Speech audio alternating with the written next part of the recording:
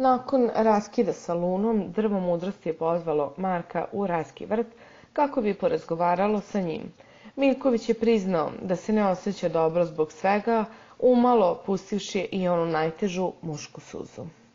Marko je priznao da i dalje voli Lunu, ali da je shvatio da njih dvoje nisu jedno za drugo i da je nemoguće da nastave vezu. Nisam raščistio neke stvari u glavi što se tiče Lune i mene i još uvek nisam raščistio sa tim da smo raskinuli.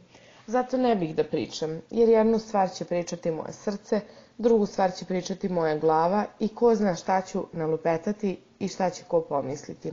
Ovo je reality. Imam borbu sa samim sobom, trenutno, i sve što bih rekao, ne znam da li bih mogao da objasnim ljudima svoje pravo stanje, kako se osjećam. To je najveći problem, pričao je Miljković teškim glasom. Volim je još uvek, ali ne znam, ne vredi, ne znam. Mora još neko vreme da prođe da bih mogao da kažem kako se osjećam.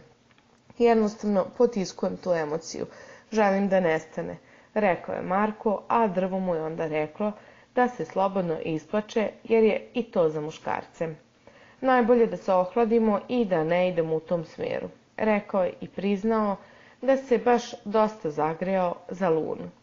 Takođe, Marko izjavio i da njegovo srce ima samo reči hvale za Lunu, ali da ne želi previše da priča o tome šta govori njegovo srce.